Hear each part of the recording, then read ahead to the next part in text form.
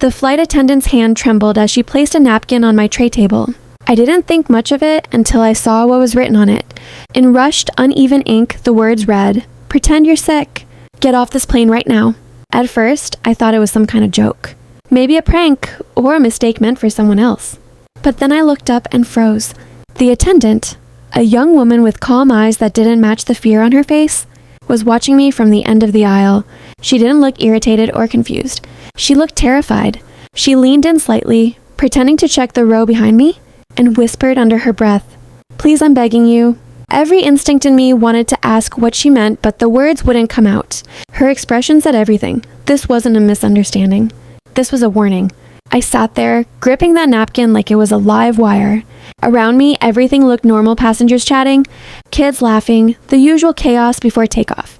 But now the air felt heavier, like the cabin itself knew something I didn't. My heart started pounding as my eyes darted around the plane. Nothing looked wrong, and yet that single napkin had changed everything. Was someone planning something? Was I in danger? Why me? I glanced at the flight attendant again. Her face was pale.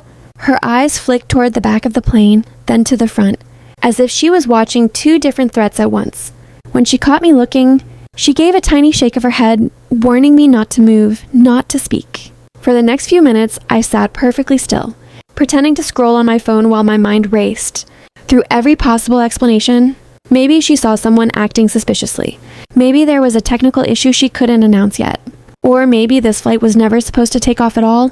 The napkin lay in my lap like a ticking bomb. Pretend you're sick. Get off this plane right now. At that moment, I didn't know if I was being paranoid or protected. But what I did know I could feel in my gut was that this wasn't some random warning. It was personal. And 2 hours later, I would find out just how real it was. Because that napkin was the reason I'm still alive today. My name is Isola Warren, and up until that flight, I thought I understood fear. I've spent years working as a travel nurse, moving from city to city, witnessing things that most people only see in their nightmares.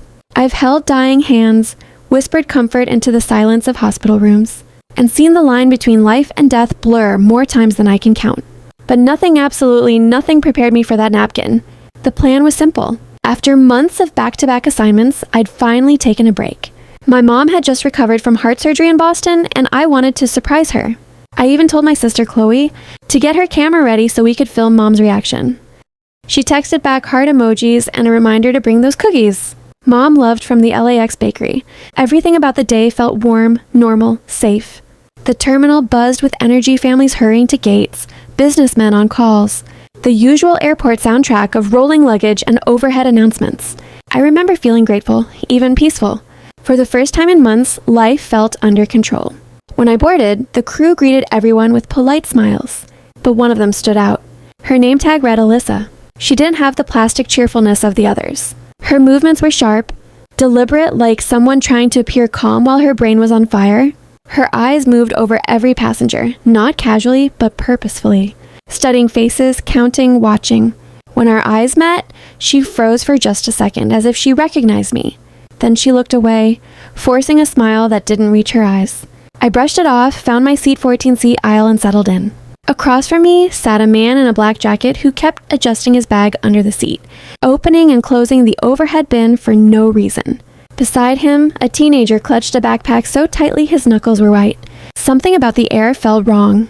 Not in a dramatic way, just off, like the calm before a thunderstorm. I texted Chloe, boarded. Mom has no idea. Are you ready? She sent back a string of hearts and a laughing emoji. I smiled, buckled in, and exhaled. That's when I saw Alyssa again moving down the aisle, pretending to check overhead bins, but glancing, not at the bags, but at the people. Her face was pale, her jaw tense. Then, without looking at me, she slipped the napkin onto my tray table. Smooth, natural, like part of her job. And in one instant, my peaceful afternoon turned into the most terrifying day of my life. I unfolded it, read the words, and felt my stomach drop. You are not safe. Pretend you are sick. Get off this plane immediately. I looked up, but she had already moved on. When she finally turned back, our eyes met, and this time, there was no hiding it. The fear in her face wasn't random. It was real. At that moment, every bit of logic in my brain screamed to stay calm. Maybe she made a mistake. Maybe it was meant for someone else. But deep down, something told me that if I ignored her, I wouldn't be getting off this plane alive. The engines hadn't even started yet. but my heartbeat was already louder than the hum of the cabin. I kept staring at that napkin, half expecting it to vanish, half praying it would make sense if I just read it one more time. You are not safe. Pretend you are sick. Get off this plane immediately. I looked up and scanned the passengers. To my left, a woman in a business suit typed furiously on her phone, glancing at the front of the plane like she couldn't focus. 2 rows ahead, a man in a gray hoodie sat stiff as stone, hands gripping the armrests as if bracing for something. And the guy across from the one in the black jacket wasn't fidgeting anymore. He was too still. His gaze kept drifting toward the cockpit door and then to Alyssa. Every tiny detail around me began to feel like a warning sign I hadn't noticed before. The way the air felt thick. The way Alyssa's smile never reached her eyes. The way the man's hand lingered near his jacket pocket every few minutes. I tried to rationalize it. Maybe Alyssa had mistaken me for someone else. Maybe she'd seen something suspicious and panicked. But then, while pretending to adjust her uniform, she turned slightly and her eyes met mine again. She didn't blink. She didn't speak. But what I saw in her expression made my blood run cold. Raw fear. This wasn't a game. I wanted to call her over, to demand answers, but how? If she was warning me to stay quiet, that meant someone else was watching. Someone dangerous. I tried to text Chloe, something weird's happening, but I stopped halfway. What could I even say? That a stranger told me to fake being sick and run off a plane? They'd think I'd lost it. Then, out of the corner of my eye, I saw something strange. The overhead bins in first class had been sealed shut with yellow zip ties. I'd only ever seen that once, during a security training video about potential onboard threats. That was it. The confirmation my gut needed. Something was definitely wrong. Alyssa was making her way back toward me, pretending to check seatbelts. When she reached my row, she bent slightly, her voice just above a whisper. "Do it now," she said. "Say you feel faint. If you stay on this flight, you will not land alive." My mouth went dry. Her tone was calm, but her words were ice. I wanted to ask why, but before I could, she straightened, flashed a professional smile, and walked away as if nothing had happened. I sat frozen, fingers hovering over the call button, my mind spinning between logic and terror. If she was right, I had seconds to act. If she was wrong, I'd look insane and delay an entire flight for nothing. Then thud, a loud crash echoed from the back of the plane, like something heavy hitting the floor. Heads turned instantly. A male flight attendant rushed toward the sound. I caught a glimpse of his face, white as a sheet. The teenage boy near the back was breathing fast, whispering under his breath, "I can't do this. I can't do this." His voice shook with panic, but not the kind that comes from turbulence. It was fear of being caught. The engines began to roar. We were taxiing toward the runway. If I didn't act now, I'd lose my only chance. I grabbed my phone, my hands shaking, and texted Chloe, "Something's wrong. Pray for me." Then I hit send. As the plane turned onto the runway, my pulse thundered in my ears. I unbuckled my seatbelt, stood up shakily, and tried to steady my voice. Passengers turned to look at me, annoyed that I was interrupting takeoff. But I didn't care. I had one mission to get off this plane. Then, as I took one step into the aisle, the man in the black jacket turned his head. His eyes met mine cold, calculating. And in that moment, Alyssa appeared beside me, gripping my arm tightly but gently, her voice low enough only I could hear. "Follow me," she said. "If you want to live." Before I could even process what was happening, Alyssa's grip tightened around my arm, and she began guiding me up the aisle with a forced smile, the kind flight attendants wear when trying not to alarm anyone. My legs moved automatically, my brain still lagging behind, stuck between disbelief and dread. The captain's voice echoed over the intercom, calm and steady. "Flight attendants, prepare for takeoff." Every part of me wanted to scream that something was wrong, to shout that we couldn't take off. But Alyssa's subtle shake of the head warned me not to. As we neared the front, I caught sight of the cockpit door closed, locked. Alyssa stopped just before it, pretending to check the storage cabinet near the galley. "When I say go," she whispered, "tell them you're going to faint." Loud enough for the gate agent to hear. "Don't look back. Don't stop for your bag." My heart was hammered. "Why me?" I whispered back, my voice trembling. Her jaw clenched. "Because he's watching you." I didn't need to ask who he was. I knew. The man in the black jacket. Alyssa suddenly stood upright, smiling again as a passenger passed by to use the restroom. Then she flicked her eyes toward the exit door now. I stumbled forward, clutching my stomach. "I don't feel good," I said louder than I meant to. "I think I'm going to faint." Heads turned instantly. A few passengers looked irritated, others concerned. The man in the black jacket's eyes narrowed. Alyssa raised her voice. "Ma'am, please take a seat." But her tone was rehearsed. "Actually, we'll get you checked out. Let's get you off the plane before we depart." She waved toward the front gate agent, who rushed down the jet bridge with a look of confusion. Alyssa's expression didn't break character for a second. She was flawless, steady, professional, perfectly in control until she leaned closer and murmured, "Run." That single word detonated every ounce of panic in my chest. I stumbled down the jet bridge, legs weak, pretending to clutch my head while trying to move as fast as possible. The gate agent shouted something behind me, but I didn't stop. I just needed to get out. The second my feet hit the terminal floor, I turned back just once. Through the small window of the jet bridge, I could see Alyssa standing at the plane's door staring at me. Her lips moved soundlessly, forming two words that froze me where I stood. "I'm sorry." Before I could even process what that meant, she closed the door. I tried to breathe, but something deep inside me knew I wasn't safe yet. I hurried to the nearest airport officer and explained what happened. About the napkin, the warning, Alyssa's behavior. He frowned, asked for details, and radioed it in. Within minutes, the area swarmed with TSA and airport security. They started questioning everyone still at the gate, asking about Alyssa, about the man in the black jacket, about anything suspicious. The officers assured me they'd investigate immediately. Then, as I sat in the waiting area, shaking, I looked out the giant glass windows just in time to see the plane start to move. My stomach dropped. They hadn't stopped it. They were letting it take off. I jumped up, shouting for the officers to stop the flight that Alyssa said something terrible would happen.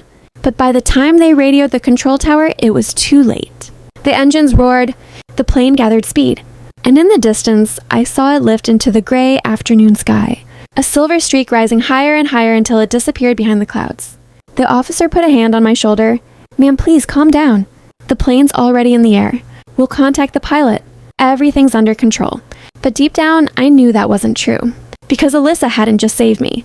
She'd sacrificed herself to send that message. And whatever she was afraid of, it was still on that plane. I couldn't move. I just stood there, staring at the empty stretch of runway where that plane had vanished into the clouds. Every sound around me, the chatter of passengers, the clinking of coffee cups, the buzz of the intercom faded into a blur. My body was in the terminal, but my mind was still on that plane. A TSA agent led me to a small room near the security checkpoint, a cold, windowless space with a metal table and 2 chairs. They said they just needed to take my statement, but their tone wasn't reassuring. It was controlled, almost rehearsed. "Start from the beginning," one of them said. "What exactly did the flight attendant tell you?" I repeated everything, the napkin, the warning, the way she looked terrified. I told them about the man in the black jacket, about the teenage boy who seemed panicked. Every detail I could remember, I gave them. When I finished, the agent nodded slowly, but didn't write anything down. He just exchanged a look with the other officer. "Ma'am," he said finally, "we'll need you to wait here while we verify your information." He stepped outside, closing the door behind him. For a few minutes, I sat alone in silence, staring at the wall clock. Each tick felt louder than the last. 10 minutes passed, then 20, then 30. No one came back. I took out my phone to text Chloe again. "I'm okay." I got off the flight. Something's wrong though, but the message wouldn't be sent. No service. That's when I noticed something strange. The vent above the door wasn't blowing air, it was humming, faintly, like there was machinery behind it. I stood up, walked to the door and tried the handle. Locked. I knocked. "Hello? Is someone coming back?" No answer. The hum grew louder, followed by a faint click like a switch being flipped. And suddenly, a low tone filled the room. Not loud, but deep enough that I felt it in my chest. My vision blurred for a second. My knees went weak. I stumbled back into the chair, my head spinning. Then the door opened. A man in a black suit stepped in on a name tag, no ID badge. He smiled, but it didn't reach his eyes. "Isella Warren?" I nodded cautiously. He sat across from me. "You did the right thing by getting off that plane," he said. "You might have just saved hundreds of lives." Relief washed over me, but only for a moment. So what happened? Did something? He raised a hand to stop me. "The situation is under control, but there's something you should know." He leaned forward, voice low. There was no flight attendant named Alyssa assigned to that plane. The room went silent.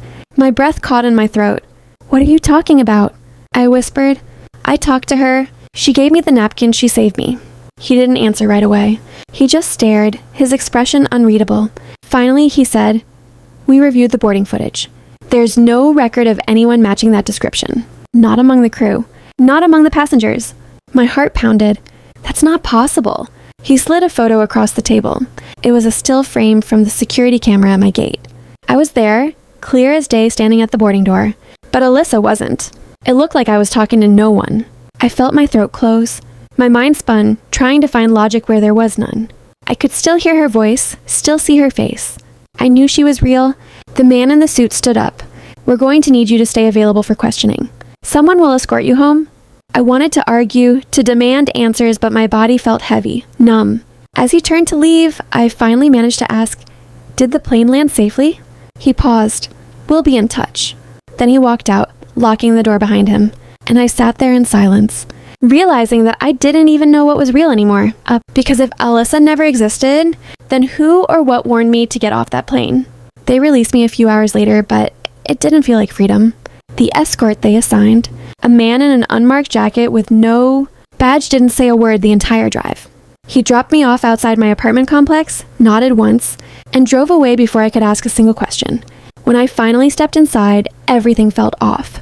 My apartment was exactly as I'd left it, coffee mug still on the counter, mail unopened on the table, but the air felt heavy, charged.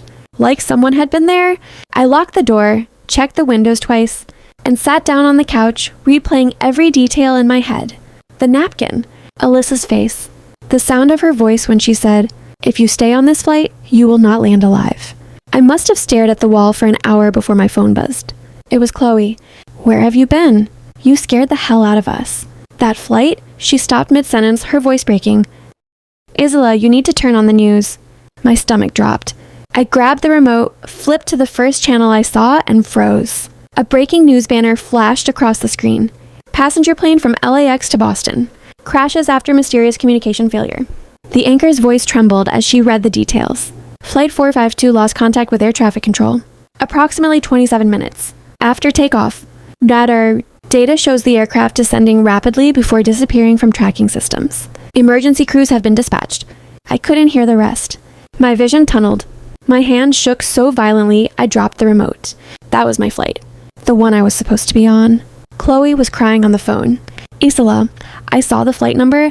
I thought you were on it. I thought you..." "I'm okay," I managed to whisper, my voice breaking. "Chloe, I got off." "Someone told me to get off." "Who?" she asked. I hesitated. "A flight attendant. Alyssa. She warned me." There was silence on the line. Then Chloe said quietly, "Isla, there's something you need to see." She sent me a photo. It was a screenshot from a news article about the crew. I scrolled down, and there it was. List of confirmed flight attendants on Flight 452. Amanda Lee, Carlos Mendez, Tina Brooks, no Alyssa. My blood ran cold, but then my phone buzzed again. This time, it wasn't from Chloe. It was from an unknown number. The message read, "You were never supposed to see her. Stay quiet if you want to stay alive." My breath caught. I stared at the message, hands trembling, unsure if I should delete it or call someone. But before I could decide, the message vanished, completely erased from my phone. No trace, no notification, nothing. That night, I couldn't sleep. Every sound made me jump: the hum of the fridge, the creak of the pipes, the faint static of the TV. Around 2 a.m., I finally got up, pacing the living room, trying to convince myself it was all some impossible coincidence. That's when I saw it. On the kitchen counter, under the dim light of the stove clock, lay a folded white napkin. My heart stopped. I walked closer, every step heavier than the last. My mind screamed no, no, no, but my hands reached out anyway. It was the same napkin, the same handwriting. But this time, it didn't say, "You are not safe." It said, "They're coming for you next." I dropped the napkin like it was burning. My body went cold numb. Every instinct screamed to get out of that apartment, but my legs refused to move. I just stood there, staring at those words under the flickering kitchen light. "They're coming for you next." The handwriting was identical to Alyssa's same slanted letters, same sharp pressure on the pen. But that was impossible. She was gone. The plane was gone. I finally forced myself to grab my phone. I tried to call the Chloe no signal. I checked the Wi-Fi, still connected. But when I opened any app, nothing loaded. My entire screen froze for a few seconds, then flickered. The wallpaper on my phone, usually a picture of me and my mom, glitched for half a second, just long enough for something else to appear. A photo I'd never seen before. It was a still frame from inside the plane. The aisle, my seat 14C empty, and behind it, barely visible in the dark reflection of the window, was a face. Alyssa's. Her expression wasn't terrified this time. It was blank. The image disappeared as quickly as it came. My phone rebooted itself, the screen going black before flashing back to trace the photo. I backed away from the counter, eyes darting to every corner of the apartment. "This isn't real," I whispered. "This isn't happening." Then 3 knocks. Slow, precise, at the door. I froze. Another 3? Louder this time. I crept to the peephole, heart pounding so hard I could hear it in my ears. But there was no one there. The hallway was empty, completely still. I grabbed the napkin again, intending to tear it up, to burn it. Anything but, as soon as I picked it up, my phone buzzed again. Same unknown number. "Don't open the door." My throat went dry. I looked back at the peephole just as a shadow moved past it slowly, like someone was standing inches away listening. The lights in the hallway flickered, once, twice, then everything went dark. I stumbled backward, barely breathing. My phone's flashlight was the only thing keeping me from total darkness. Then the knocks came again, but not from the door this time. From inside the apartment. Somewhere near the back, I spun around, shining the light toward the hallway leading to my bedroom. "Who's there?" I shouted, though my voice cracked halfway through. No response. Just silence. Then, faintly, from the direction of the bedroom music, my laptop was on, playing a song I didn't remember opening. It was an old flight safety recording, the same kind they play before takeoff. In the event of an emergency, remain calm and follow crew instructions. My knees nearly gave out. I ran to the laptop, slammed it shut, but the audio didn't stop. It was still playing, echoing faintly through the room. And then, layered beneath the calm flight attendant's voice, another one whispered so soft I almost missed it. "You shouldn't have left the plane, Isola." I stumbled backward, knocking over a chair. The lights flickered back on for just a second long. Enough for me to see her, standing at the end of the hallway. Alyssa. Her hair was damp, her skin pale, eyes hollow but fixed on me. And in her hand another napkin. She didn't move, didn't blink. I just raised the napkin slowly until I could read what was written on it. "You can't escape what's already boarded." My scream caught in my throat. My body wouldn't move, my mind refusing to believe what my eyes were showing me. Alyssa, the woman who saved my life, was standing in my hallway like she had just stepped off that plane. But the air around her didn't feel human. It felt wrong. The lights flickered again, off, then on, and she was gone. I stumbled back against the wall, chest heaving, heart clawing at my ribs. I pointed my phone flashlight toward the spot where she'd been. Nothing, just the pale rectangle of light hitting an empty wall. But the napkin was there, folded neatly on the floor, right where she'd stood. My shaking hand reached for it, even though every part of me screamed, "Don't." The moment my fingers touched it, a chill shot up my arm. Unfolding it felt like tearing open a wound. The ink was smeared, as if written in haste or with wet hands. "Check the flight manifest." For a moment I couldn't breathe. The words meant nothing until they suddenly did. The next day, I had been told by agents that the investigation into the bombing was still ongoing, that details were classified, but I remembered overhearing something before they escorted me away from the airport. A fragment of conversation between 2 marshals. Manifest error. Seat swap wasn't logged. That had stuck with me. My seat had been changed that morning, but apparently it wasn't recorded in the system. If Alyssa was somehow warning me now, she wanted me to look deeper. I opened my laptop again. This time it didn't glitch. I typed Flight 14 passenger list into the search bar, expecting nothing. But one result appeared. A cached article from a small aviation blog covering the incident at LAX. It had only one photo, passengers being escorted off the plane. I zoomed in, scanning the faces. Mine wasn't there. But just behind where I'd been sitting, there was another woman with dark hair, the same height and the same build as me. Her name tag, barely visible, read Warren, my last name. My stomach dropped. There hadn't just been a mistake. Someone had used my name. I scrolled further down. The article mentioned that the manifest listed 2 Warrenson confirmed, me, 1 unverified. The second Warren had boarded under a federal alias, intended to pose as the whistleblower the attackers were targeting. I whispered it out loud, the words shaking as they left my lips. There were 2 of us. The lights flickered again. Then my laptop screen went black just like before. It was grainy footage from inside the plane. From the security camera near the galley, Alyssa appeared first, leaning toward someone, me, slipping the napkin onto my tray. Then she turned away, but froze mid-step. Her head tilted slightly, like she'd heard something behind her. She turned toward the cockpit, and there, in the far background, the other woman stood up. The one who looked exactly like me, The feed was cut out. My screen went black again, and a single message appeared across it in white text. She didn't get off the plane. The words pulsed once, then the screen went dark completely. And from somewhere outside my apartment, down the hallway, I heard 3 slow knocks again, followed by a voice, faint but unmistakable. "Ms. Warren? It's Alyssa. We need to finish the debrief." My breath hitched. That voice soft, measured, familiar, but the way it echoed through the hallway didn't sound human. It had that hollow ring, like it was being played through an old speaker or recorded off a bad mic. I stayed perfectly still, clutching my phone, its screen still black. Another 3 knocks, slow, precise. Each one matches the rhythm of my heartbeat. "Ms. Warren," the voice repeated, this time closer. "You need to let me in." Every instinct screamed, "Don't." My apartment was on the 5th floor. No one could have gotten inside without clearance. The building had a security door, a digital keypad, and a front desk guard who never left his post. There was no way Alyssa, or whoever this was, could be standing outside my door. But I couldn't ignore the sound of my name. I edged closer to the peephole. My hands were shaking so hard I had to brace against the wall. And then I saw her, Alyssa, standing perfectly still under the dim hallway light. Same uniform, same calm eyes. But her expression was blank. Too blank. Her lips were moving, but I couldn't hear what she was saying. Then she tilted her head slightly, like she knew I was watching.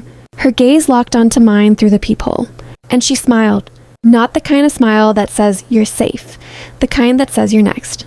I stumbled back, my pulse racing so fast I thought I might pass out.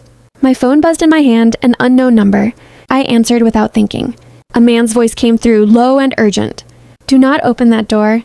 Listen to me carefully, Ms. Warren. This is Agent Cole from Homeland Security. You're still under protective status. Whoever is at your door is not Alyssa." I froze.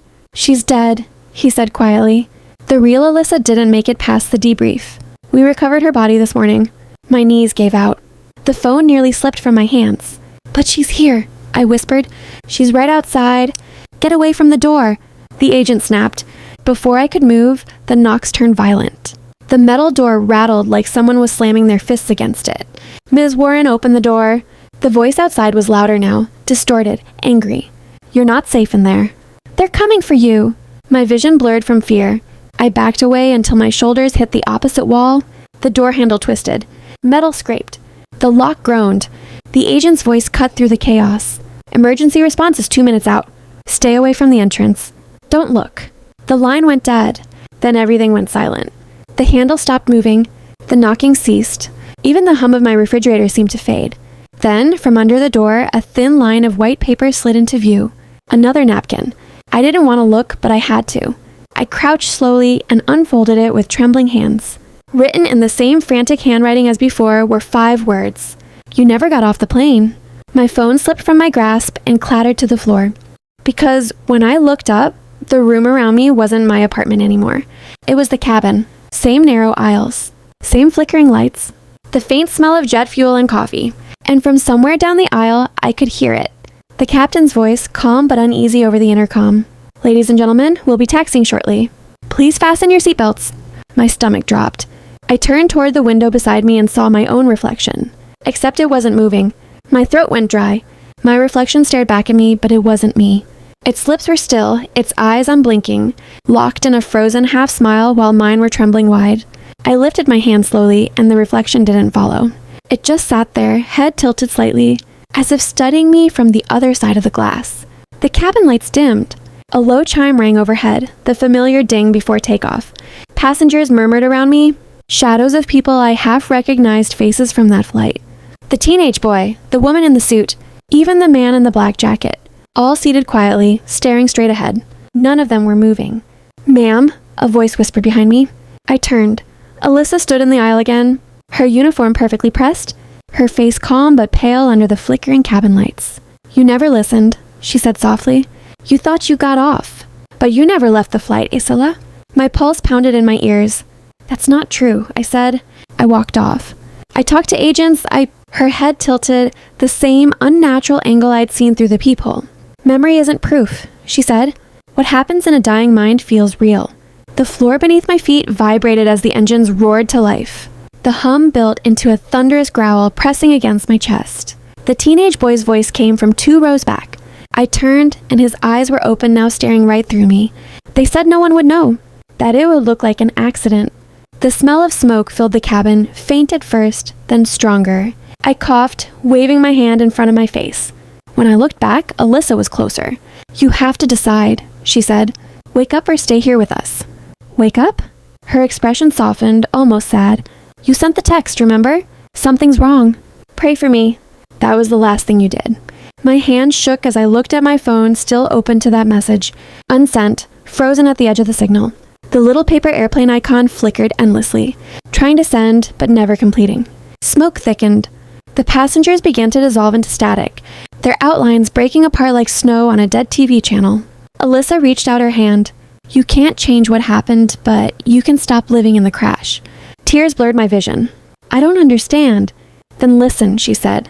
Her voice echoed as the engine screamed to a deafening pitch. "You're not meant to relive this. Let it go." I shut my eyes and pressed my palms to my ears. The roar of the plane grew louder, hotter, until it became a pure white sound. And then silence. When I opened my eyes, I was lying on a hospital bed.